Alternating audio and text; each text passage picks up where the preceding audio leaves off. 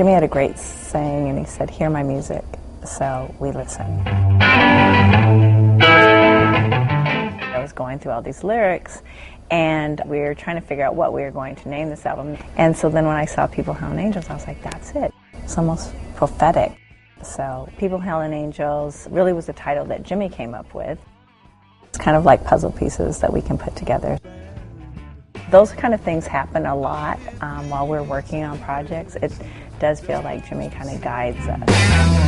Oh Lord, please give us a helping hand. Jimi was always interested in the blues and in R&B, of course. He's part of the Chitlin circuit, which encompassed like the Motown singers, Little Richard, Ike and Tina Turner.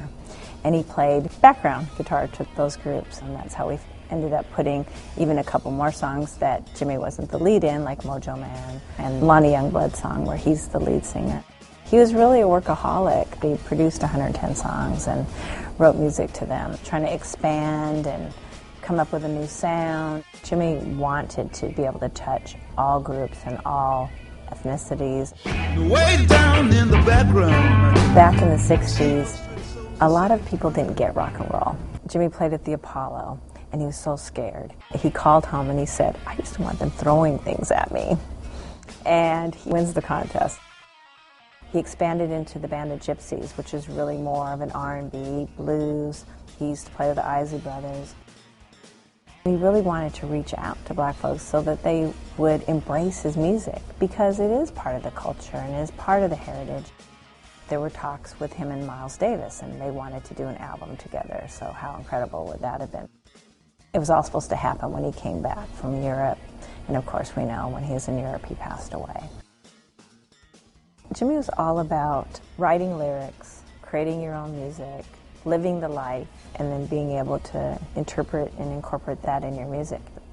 And not sampling, but creating your own sound, which is what he did, because he borrowed some notes from Muddy Waters and Catfish Blues. And up in the clouds, I can imagine UFOs chuckle to themselves. Definitely Jimi would have listened to hip-hop.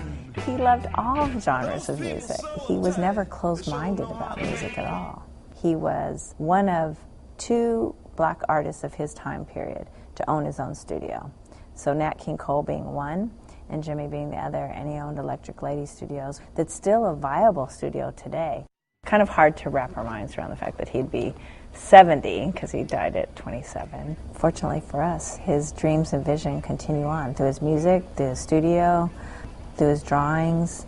You know, we still have lots of photographs of him that really show the different facets of his personality. Laughing, serious, playing, sometimes upset.